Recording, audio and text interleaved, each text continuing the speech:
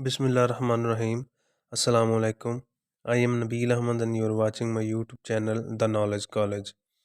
आज की इस वीडियो सीरीज़ में जो आज से शुरू हो रही है इसमें मैं आपको the prologue to the Canterbury Tales written by Geoffrey Chaucer के जितने भी क्वेश्चन आंसर्स हैं उन सब को बुक रीडिंग से एक्सप्लेन करूँगा। तो शुरू करते हैं क्वेश्चन नंबर 1 से। क्वेश्चन नंबर 1 है discuss the prologue to the Canterbury Tales as a mirror to 14th century English society. अब ये क्वेश्चन क्या है, फ़र्ज़ करें मिरर है, मिरर के आगे 14th सेंचुरी एक करैक्टर है खड़ा हुआ है। तो जब मिरर में वो अपने आप को देखेगा तो मिरर में उस करैक्टर जो 14th सेंचुरी है उसके सारे जो फीचर्स हैं, उसकी शक्ल, उसके सारे जितनी भी चीज़ें हैं वो सारी उसको अपनी चीज़ें उसको मिरर में से नज़र आनी चाहिए। इसी तरह 14th सेंचुरी को आपने इस तरह एक्सप्लेन करना है कि आपका जो क्वेश्चन है वो मिरर के तौर पे काम करे और उसमें से 14th सेंचुरी की जितने भी फीचर्स हैं वो सारे नज़र आएँ। Number 2 explain Chaucer's realism. ये इसका सिनोनिम है क्वेश्चन का कि रियलिज्म क्या है। रियलिज्म मीन्स इमेजिनरी और अनरियलिस्टिक चीज़ें चौसर ने एक्सप्लेन नहीं की, तो वो इस क्वेश्चन में भी नहीं होनी चाहिए। फॉर एग्ज़ाम्पल हमने एक बुक है द ग्लीवर्स ट्रैवल ये पढ़ी है, उसमें ग्लीवर्स के जितने भी वॉयजेज़ हैं वो सारे अनरियलिस्टिक और इमेजिनरी हैं।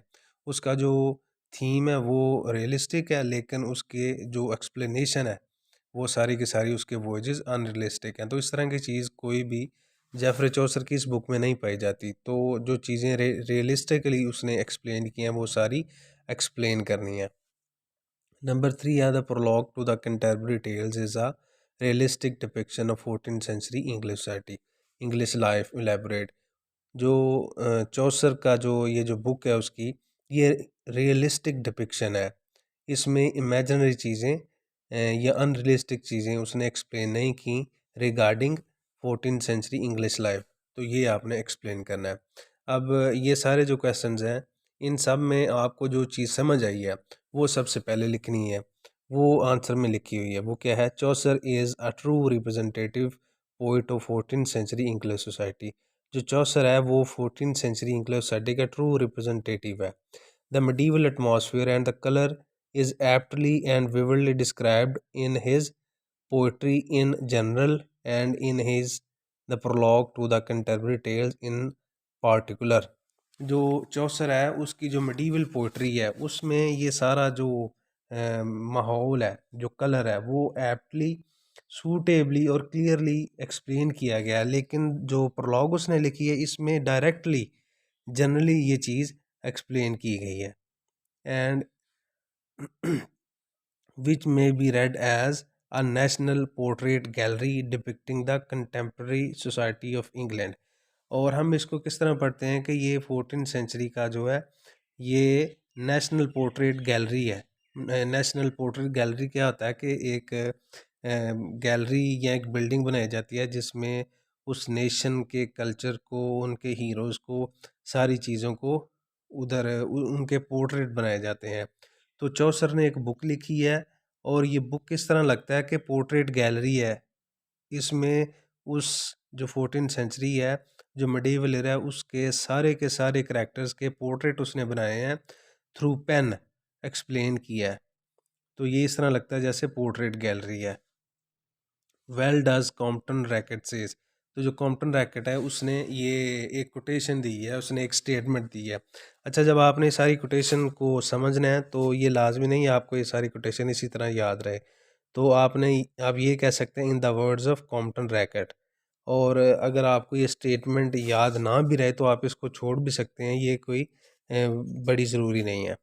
इसे पढ़ते हैं जी। Chaucer symbolizes as no other writer does the middle ages. Chaucer middle ages को इस तरह सिंबलाइज करता है कि जिस तरह किसी और राइटर ने नहीं किया।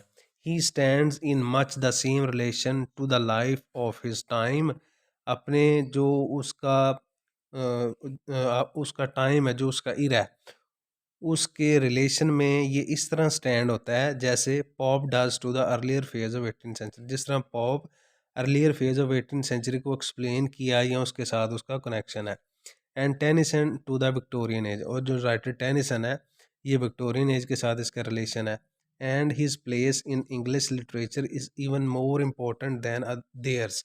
और ये जो दो हैं, टेनिसन और इसके अलावा जो दूसरा उसने बयान किया है पोप, इन दोनों से ज़्यादा जो चौसर है इसका रिलेशन, इसकी इम्पोर्टेंस स्ट्रॉन्ग है। The first thing that establishes, अब जो चौसर जो as a mirror to 14th century की बुक है, ये क्वेश्चन एक्सप्लेन करना है तो इसके 4 to 5 पॉइंट्स हैं। ये पॉइंट्स कौन से हैं? The first thing that establishes Chaucer as a typical representative poet of the age is the representation of hierarchical structure of medieval society. अब पहली जो चीज़ है, जो पहला पॉइंट है जो इसको इसकी बुक को मिरर टू 14th सेंचुरी बनाता है, वो है hierarchical structure of medieval society. जो मिडीवल सोसाइटी है इसका हायरार्किकल या इसका दर्जा बंदी आप कह सकते हैं, जो स्ट्रक्चर है ना, वो इसे मिरर बनाता है। It extends from the great nobles and landlords to the poor peasants. ये जो नोबल्स और लैंडलॉर्ड्स हैं वहाँ से लेके पुअर पीजेंट्स तक इसकी दर्जाबंदी है, इसकी हायरार्की आती है। And between these extremes there are lesser landlords and executives. और ये जो टू एक्सट्रीम्स हैं, कौन सी? नोबल्स या लैंडलॉर्ड से लेके पुअर तक, इनके इन बिटवीन भी और भी एक दो जो हिरार्किकल स्ट्रक्चर में एक दो और में चीज़ें, दो एक दो और लेवल्स पाए जाते हैं। वो कौन से हैं? वो हैं जी लेजर लैंडलॉर्ड्स के, जो लैंडलॉर्ड से थोड़े कम हैं, और एग्जेक्टिव्स के। Three groups of Chaucer's 30 pilgrims can be isolated to show the hierarchical structure of the society। इसके जो 30 pilgrims हैं, इसके 3 ग्रुप्स हैं, इनको हम अलग-अलग करके आइसोलेट करके तो सोसाइटी को एग्जामिन कर सकते हैं। Chaucer's knight stands at the class of lesser landlords. ये जो अभी पढ़े हैं लेसर लैंडलॉर्ड्स, ये नाइट जो है, जो फाइटर है उनका, रिलीजियस फाइटर, ये इधर स्टैंड करता है। The reeve and the miller represents the class known as the administrative office. इधर जो हमने पढ़ा है एग्जेक्टिव ऑफिसर्स, तो ये कौन से हैं? ये एडमिनिस्ट्रेटिव ऑफिसर्स हैं। Their job was to manage the state and to mill the grain on an state respectively. तो इनकी जो ड्यूटीज़ थी वो स्टेट को मैनेज करना, इसके जो फेयर्स हैं उनको, और मिल द ग्रेन, जो ग्रेन है अनाज गल्ला वगैरह, उस सब के मतलब इसकी चीज़ें थी। चौसर Number 2 है Chaucer, however, talks not only about the hierarchical structure in general but also, like a true sociologist, sufficiently and critically examines the social behavior of the individual members of the social classes। चौसर सिर्फ hierarchical structure नहीं explain करता, वो true sociologist की तरह से social जो characters हैं उनका सोशल बिहेवियर, उनका इंडिविजुअल बिहेवियर सारा एक्सप्लेन करता है। His critical portraits of the reeve, the miller, the franklin, the friar, name few are good cases in point. ये जो चीज़ें हैं, रीव, मिलर, ये जो करेक्टर्स हैं, ये सारे के सारे characters true as a true sociologist अगर हम देखें चौसर को, तो इसकी कपल ऑफ गुड एग्जांपल्स हैं। Chaucer gives necessary information about their social standings and ranks, and at the same time provides realistically a critical estimate of their personalities, their habits, behavior patterns, thinking processes, etc। तो चौसर जो है इन सारे characters की सिर्फ हमें social standings की information नहीं देता, इनके रैंक्स की इंफॉर्मेशन नहीं देता, वो क्या करता है सेम टाइम हमें इनकी जो रियलिस्टिकली जो क्रिटिकल एस्टीमेट है इनकी पर्सनैलिटीज़ के बारे में, या इनके इनके इनर सेल्व्स के बारे में, इनके हैबिट्स बिहेवियर के बारे में भी बताता है। नंबर 3 पॉइंट है Chaucer confirms his status as faithful spokesman of his time by depicting the important persons of the rising middle class who have who were getting a place of prominence in the social setup। इस it means के जो Chaucer है वो faithful spokesman है अपने time का, क्योंकि जो चौसर है वो राइजिंग स्टार था रेनेसांस का। तो जब मिडीवल एजेस ख़त्म हो रही थी और रेनेसांस आ रहा था, तो इस टाइम एक और जो क्लास है वो इमर्ज हो रही थी, वो थी राइजिंग मिडिल क्लास थी। वो मिडिल क्लास कौन सी थी? द सार्जेंट एटला जो वकील था, and the doctor of physic जो डॉक्टर थे, are from the professional classes. ये प्रोफेशनल क्लास थी, ये मिडिल क्लास थी जो इमर्ज हो रही थी चौसर के इरा में।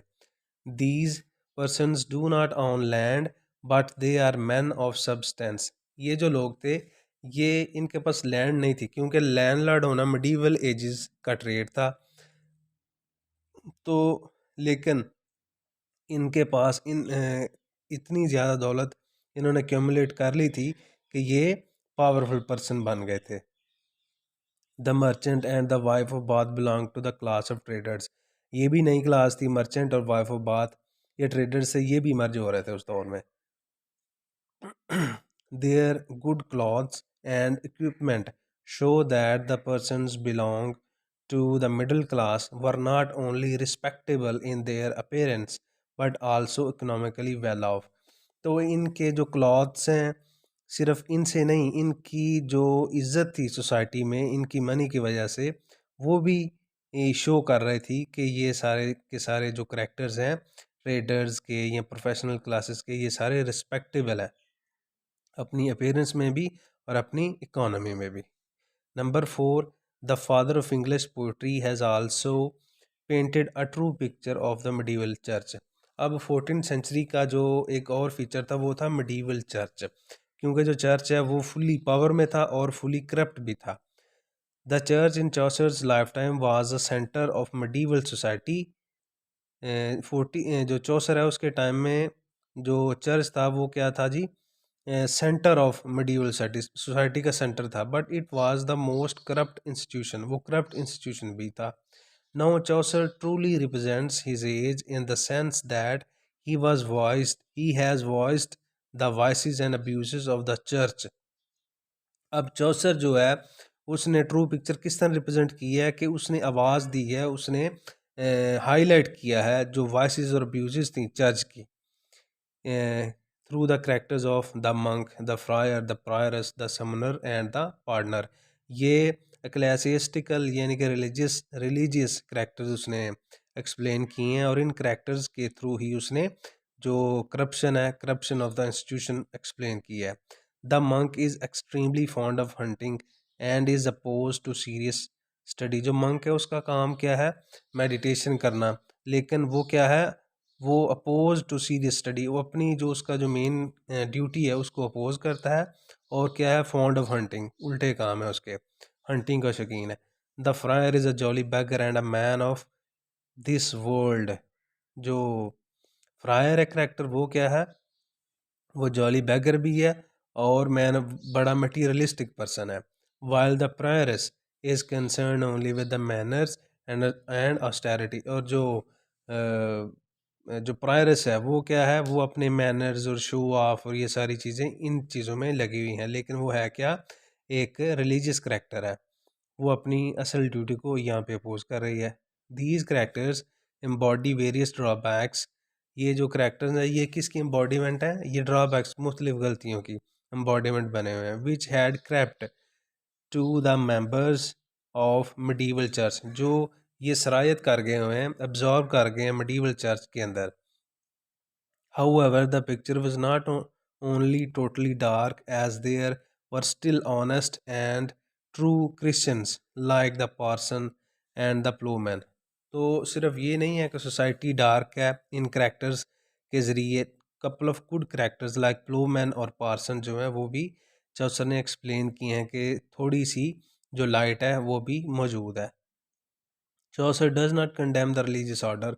चौसर ये जो रिलीजियस ऑर्डर है इसको कंडेम नहीं करता। He knows that the evils arise out of human weaknesses, क्योंकि वो जानता है जो ईवल्स हैं वो ह्यूमन वीकनेस से ही अराइज होते हैं। अब ये एक और पॉइंट है, लेकिन ये पॉइंट क्वेश्चन में एक्सप्लेन नहीं करना। उसकी वजह ये है कि हमारी जो बुक है वो है the prologue to the Canterbury Tales, उसमें सिर्फ हर एक करैक्टर का प्रोलॉग दिया गया है।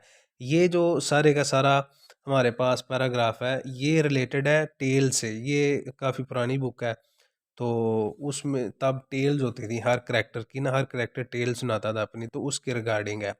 तो ये हम पैराग्राफ छोड़ रहे हैं। 14th century was an age of transition. जैसे मैंने अर्लियर भी आपको बताया, जो 14th सेंचुरी है वो एज ऑफ ट्रांजिशन थी। The medieval age was dying and the renaissance was taking its birth. Medieval age जा रही थी और जो रेनेसांस है उसकी राइज हो रही थी। Chaucer is called the evening star of medieval age and the morning star of the renaissance because he represents both the old and the new order in his poetry. अपनी poetry में old और new order भी represent करता है और old और new characters भी represent करता है। जिस तरह जो रेनेसांस के करेक्टर्स हैं, प्रोफेशनल क्लास और ट्रेडर्स, ये मर्ज हो रहे थे, और जो मिडीवल करेक्टर्स हैं द नाइट है या लैंडलॉर्ड्स हैं, वो भी सारे उसने रिप्रेजेंट किए हैं। In his prologue, he propagates anthropocentric movement of humanism with view on man, world and worldly life। ये जो anthropocentric and love about humans है उसको एक्सप्लेन कर रहा है, यानी कि वो मॉक नहीं कर रहा जितने भी जो ईवल करेक्टर्स हैं उनके फीचर्स को, उनकी करेक्टरिस्टिक्स को मॉक नहीं कर रहा, वो सिर्फ लाइटली एक्सप्लेन कर रहा है। In the light of above discussion, we can confidently conclude that the Chaucer has truly captured the spirit of his time। ये सारे जो points थे, 4 points, ये spirit of his time थे 14th century के। His prologue is a remarkable piece of social criticism। अब social criticism, light criticism इसने यहाँ पे explain किया है। कोई बड़ा इसने मॉकरी नहीं की या और जो इस तरह के डिवाइसेस हैं वो नहीं यूज़ किए। Nevertheless, his image as a true representative poet is not complete unless we compare him with his contemporary poets। अब इसके जो contemporary poets हैं उसके साथ इसे कंपेयर करें तो इसका social criticism जो बनता है वो मिरर बनता है 14th century का। His contemporaries like John Wycliffe and Gower captured in their writings only certain facets, aspects of time like religious corruption and social disturbances। इसके जो और दो कंटेम्प्रेरीज हैं लाइक जॉन वाइक्लिफ और गोवर, इन दोनों ने जो रिलीजियस करप्शन और सोशल डिस्टर्बेंसेस हैं उनको सिर्फ एक्सप्लेन किया। लेकिन चौसर क्या है, चौसर ने पूरी की पूरी fully 14th century English life को इधर डिपिक्ट किया है, क्योंकि इसके जो ये पोर्ट्रेट गैलरी है, इसकी जो बुक है, उसमें हर तरह का करेक्टर पाया जाता है। मेल भी हैं, फीमेल भी हैं, ट्रेडर्स भी हैं, पुअर भी हैं, लैंडलॉर्ड्स भी हैं, लेसर लैंडलॉर्ड्स भी हैं, etcetera. But Chaucer has painted accurately and comprehensively the multi-shaded life of medieval English society। उसने मल्टी शेडेड लाइफ, जो भी मैंने आपको बताई है, ये सिंपल वर्ड में यूज हो सकता है, मल्टी शेडेड लाइफ को एक्सप्लेन किया है। His 30 pilgrims cover the entire range of contemporary society। उसके जो 30 पिलग्रिम्स हैं वो इंटायर रेंज को कवर करते हैं। It remains to be noted that Chaucer has painted only the gay side of his lifetime। अब एक और चीज़ आपने नोट करनी है कि चौसर ने सिर्फ जो लाइटर साइड है, गे साइड है अपने लाइफ टाइम की, वो डिपिक्ट किया। He turns a blind eye to its dark side. इसकी जो डार्क रियलिटीज़ हैं उसको इसने इग्नोर किया है। It was perhaps owing to the fact that he was the courtly poet। ये हो सकता है कि वो कोर्टली पोएट था, इसलिए उसने इन ये जो डार्क रियलिटीज़ हैं उस उन सब चीज़ों को इग्नोर किया हो। And not a poet of people as Langland was. जो उसका कंटेम्प्रेरी लैंगलैंड वो पीपल्स पोएट था, वो सोसाइटी के बारे में लिखता था, सोशल क्रिटिसिज्म ज़्यादा लिखता था। लेकिन जो चौसर है वो ये कोर्टली पोएट था, इसलिए हो सकता है इसने डार्क रियलिटीज़ को छोड़ दिया हो। He wrote to amuse the court and the nobility and being himself an easy-going man and lover of pleasant things of life। तो हो सकता है वो कोर्टली पोइट है तो नोबिलिटी वगैरह को अम्यूज़ करने के लिए ये सारी चीज़ें लिखता हो, तो इसलिए उसने हार्श और हार्ड रियलिटीज़ हैं उन सबको इग्नोर किया हो। Hardly care for the dismal aspect of life. Dismal यही dark reality around him. Though he seems to be ignoring the social and religious crisis, yet a keen observer of Chaucer's prologue would not fail to notice the reverberation, echo or reflection of the crisis of the portrait of Doctor of Physique, the shipman and the plowman. अब it means कि अगर हम ये फ़र्ज़ भी कर लें कि वो कोटली पोइट था और इसलिए उसने ये जो डार्क रियलिटीज़ है उन सब को डिसमल एस्पेक्ट्स को अवॉइड किया हो, लेकिन अगर हम इन बिटवीन द लाइंस चौसर को पढ़ेंगे तो हमें ये जो इस चौसर के जो करेक्टर्स हैं उनमें पोर्ट्रेट जो है डॉक्टर फिजिक का या शिपमैन का या द प्रायरस का, इन सब में हमें जो उनके वॉइसेस हैं इन सारे करेक्टर्स के वो सारे हाईलाइट होते हुए नज़र आएंगे। अब ये जो एक फाइनल पैराग्राफ कोई भी क्वेश्चन आप लिखते हैं तो सारा पॉइंट बाय पॉइंट उनके आंसर्स दे के तो एंड पे आपने एक कंक्लूड करना होता है पैराग्राफ, ये वो वाला पैराग्राफ है। Finally we can remark that the prologue is a national portrait gallery. ये जो मैंने आपको बताया था पहले भी, नेशनल पोर्ट्रेट गैलरी क्या होती है। We come across persons belonging to various classes of medieval society. तो पर्सनस हैं, करेक्टर्स हैं जो medieval सोसाइटी के डिफरेंट क्लासेस से ताल्लुक़ रखते हैं, वो सारे इधर एक्सप्लेन किए गए हैं। Though Chaucer talks about a small number of pilgrims, yet the impression and picture which the reader gathers is of large community, rich in the variety and complexity of its life. अगरचे के जो 30 characters हैं ये बड़े less लग रहे हैं, लेकिन इसमें जो मैक्सिमम नंबर ऑफ क्लासेस हैं या कम्युनिटी की हैं या उनके अंदर जो कॉम्प्लेक्सिटीज़ पाई जाती हैं, इसने सिर्फ 30 करैक्टर से सारी की सारी इंग्लिश सोसाइटी को डिपिक्ट किया है, उनकी कम्प्लेक्सिटीज़ को डिपिक्ट किया है। But Chaucer's poetry is much more than a mayor medieval document. लेकिन चौसर की जो पोइट्री है ये सिर्फ एक medieval डॉक्यूमेंट नहीं है कि जो ये सिर्फ medieval सोसाइटी के बारे में ही बता रही है। It has a permanent value, इसकी एक परमानेंट वैल्यू है जिसकी वजह से ये इवन के तब 14th सेंचुरी में लिखी गई और आज इस सेंचुरी में भी ये बुक पढ़ी जा रही है। The characters belong not to their own age but to all ages. ये जो करेक्टर्स हैं ये सिर्फ उस एज को रिप्रेजेंट नहीं कर रहा है, लेकिन आज भी अगर हम अपनी सोसाइटी की इस तरह हायरार्किकल स्ट्रक्चर बनाएं तो हमें इस तरह के करेक्टर्स और उनके जो वॉइसेस हैं वो सारे नज़र आएंगे। दस medieval character is medieval Chaucer is also a universal Chaucer. तो ये सिर्फ जो चौसर है वो medieval चौसर नहीं है, ये क्या है, ये यूनिवर्सल चौसर भी है, क्योंकि इसकी जो बुक, इसके करेक्टर्स, उनके जो इसने डिटेल्स दी हैं वो सारी की सारी आज के दौर में भी पाई जाती हैं। तो ये एक और क्वेश्चन भी आ सकता है कि medieval Chaucer is also a universal Chaucer explain, तो आपने ये पॉइंट माइंड में रखते हुए उसको एक्सप्लेन करना है। ये था जी हमारा आज का क्वेश्चन जिसे एक्सप्लेन किया। फर्दर जो 4 to 5 क्वेश्चन है हम नेक्स्ट वीडियो में एक्सप्लेन करेंगे। अगर मेरी वीडियो अच्छी लगी है तो kindly like share and subscribe my YouTube channel. Thank you. अल्लाह हाफिज़।